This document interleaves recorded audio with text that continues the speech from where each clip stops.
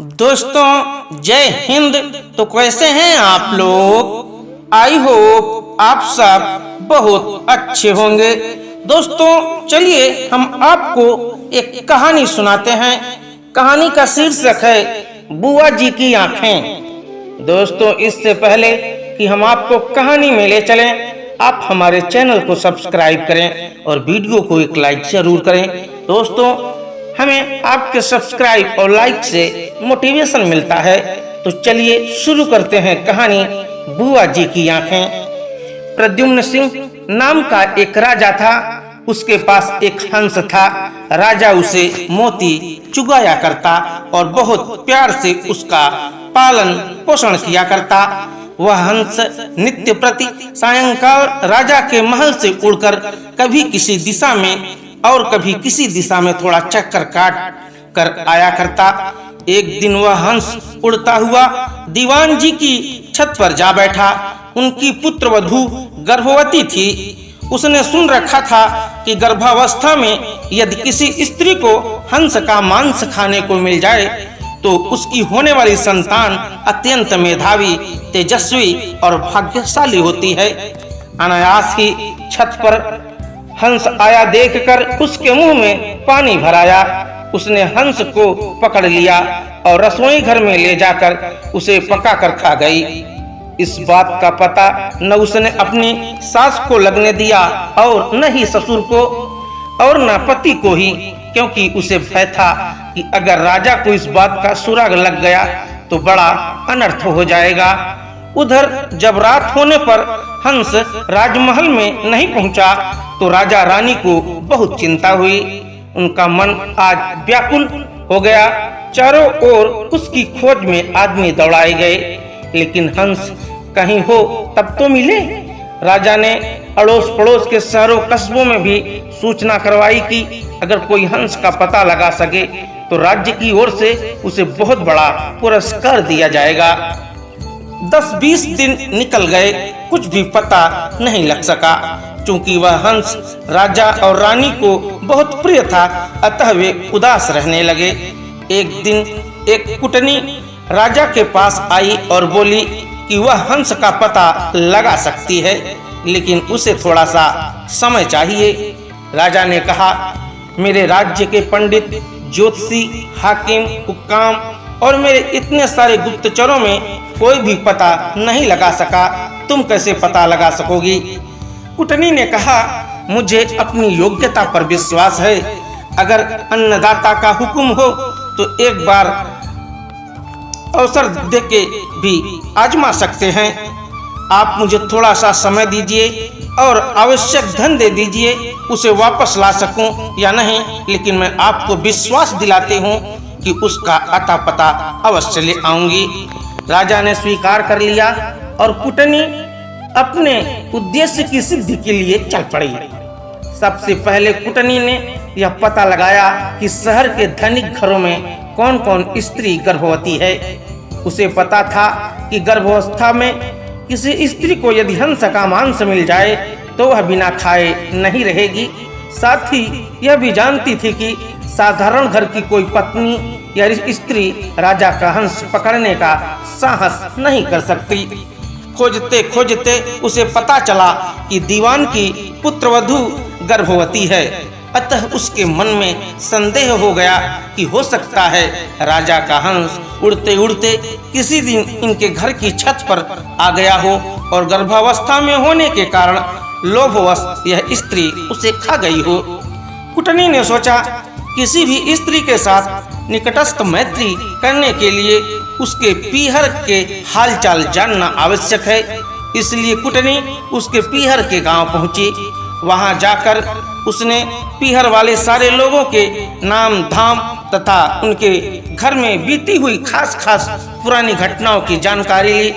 उसे पता लगा कि दीवान जी की पुत्रवधू की बुआ छोटी उम्र में ही किसी साधु के साथ चली गई थी और आज तक लौटकर नहीं आई हैं। उसने सोचा, अब दीवान जी के घर जाकर उनकी पुत्रवधू की बुआ बनकर भेद लेने का अच्छा अस्त्र अपने हाथ आ गया है। वह दीवान जी के घर गई उनकी पुत्रवधू के साथ बहुत स्नेह ममत्व की बात करने लगी और बोली, बेटी मैं तेरी बुआ हूँ, हम दोनों आज पहली बार मिले हैं। तुम जानती ही हो कि मैं तो बहुत पहले घर छोड़कर एक साधु के साथ चली गई थी। हाल ही में घर लौटकर आई और भाई से मिली तो उसने बताया कि तुम यहाँ ब्याही गई हो और तुम्हारे ससुर राज्य के दीवान हैं। यह जानकर मन में तुमसे मिलने की बहुत उत्कंठा हुई तो यहाँ चली आई। तुम्हें देखकर मेरे मन में बहुत ही हर्ष हुआ। भगवान तुम्हें सुखी रखे और तुम्हारी कोख से एक कांतिवान तेजस्वी पुत्र पैदा हो। मैं परसों वापस जा रही हूँ और तुम्हारे लड़का होने के बाद भाई भाभी को साथ लेकर बच्चे को देखने और उसका प्यार करने यहाँ जरूर आऊंगी। दीवान की पुत्रवधू ने अपने भोलेपन के कारण उसकी बातों का विश्वास कर लिया और बोली, बुआ जी आप आई हैं तो 10-20 दिन तो यहाँ रहिए, जाने की इतनी जल्दी भी क्या पड़ी है। बुआ बनी हुई कुटनी को और क्या चाहिए था, उसने वहाँ रहना स्वीकार कर लिया। थोड़े ही दिनों में बुआ भतीजी खूब हिल मिल गईं। एक दिन बातों ही बातों में बुआ ने कहा, बेटी गर्भावस्था में किसी स्त्री को अगर हंस का मांस खाने को मिल जाए तो बहुत अच्छा परिणाम निकलता है। उसके प्रभाव से होने वाली संतान बहुत ही तेजस्वी और कांतिवान होती है, किंतु हंस तो मानसरोवर छोड़ और कहीं नहीं होते। इसलिए यह काम पार पड़े से तो कैसे। यह सुनकर उसने अपने हंस खाने की बात बुआ जी को सहज भाव से बता दी। सुनकर बुआ ने कहा, बेटी यह अचरज की बात है कि तुम्हारे यहाँ राजा के पास हंस था।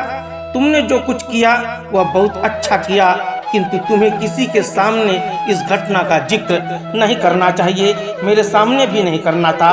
लेकिन खैर मुझसे कही हुई बात तो कही जाने वाली नहीं है, इसलिए जिक्र कर दिया तो कोई भी बात नहीं।